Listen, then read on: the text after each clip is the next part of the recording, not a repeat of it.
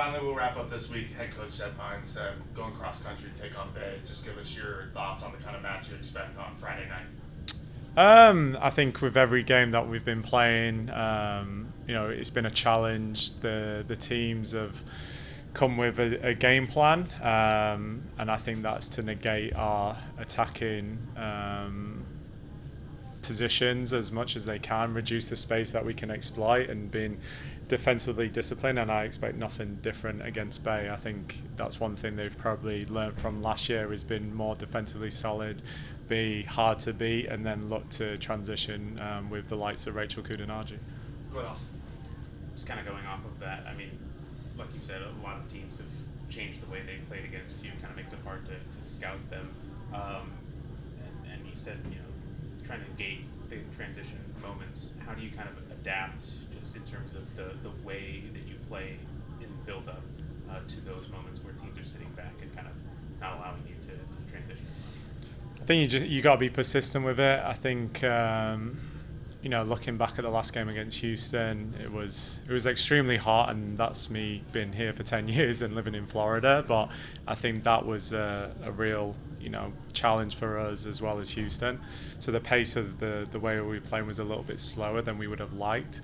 So going to Bay, we need to sharpen up the passes, quick passes, look to threaten with some really good movement, and exploit as best you can the space that they leave in behind or in front. I think looking back at Houston, I think towards that probably the last 30 minutes of the game, we really piled the pressure on, and it was just continuous to chip away at them.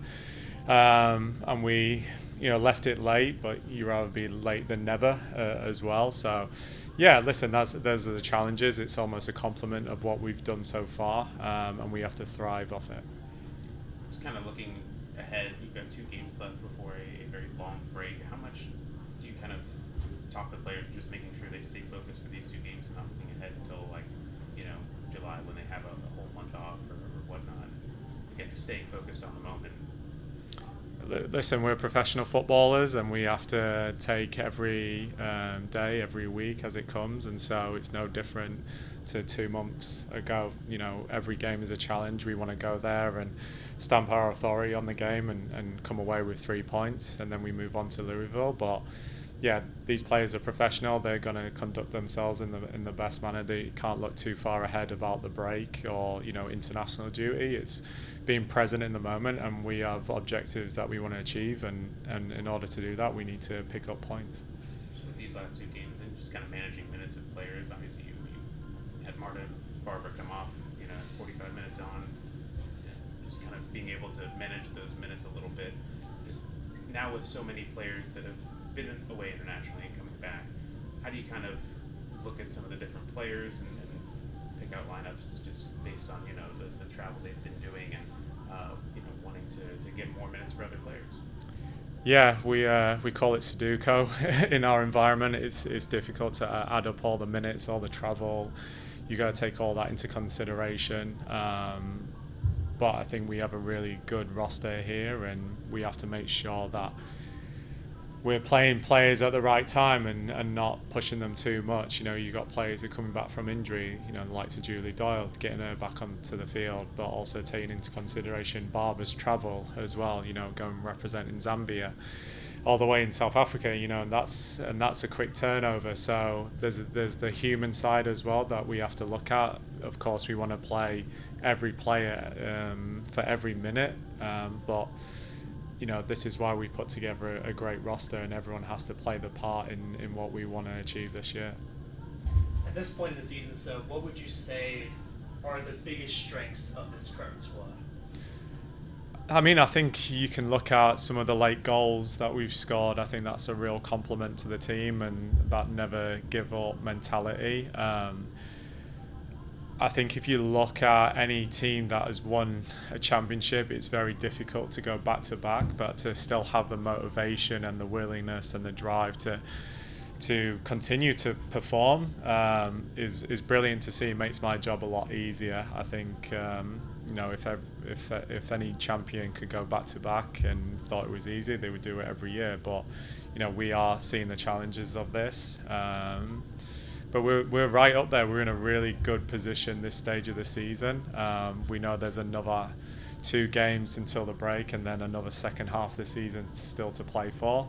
And there's a real togetherness with the team. You can see that everyone's playing their part in what we're trying to do here. I think also, other than maybe 1 or 2 games, we've dominated games and probably haven't got the result that we should have. But yeah, I've been really pleased with the players and the staff as well, because there's been a real commitment to try and win every game and be at the top of the table this year. On the flip side of that, if you could pinpoint 1 or 2 things you want to see improved on, whether it's in these 2 games or on the second half of the season, so anything you can kind of pinpoint without giving away too much, obviously. It might be really obvious, but I think goals obviously change games, and I think with our dominant performances, we're getting into the attacking third multiple times. We're getting a lot of shots off inside the box. We're doing a lot of the right things. You would like to see more goals, especially early goals, and to settle us down instead of going to the 99th minute and trying to find a game winner. But again, that's the challenge. Is you're trying to break down 11 players in a low block. You've got players on the opposition throwing their bodies on the line, doing absolutely everything to keep the ball out of the net. So we just have to keep going, and hopefully those goals will come, and it can change the way the game turns out. You just had the week break, the game last week, these 2 games coming up, and then the month-long break.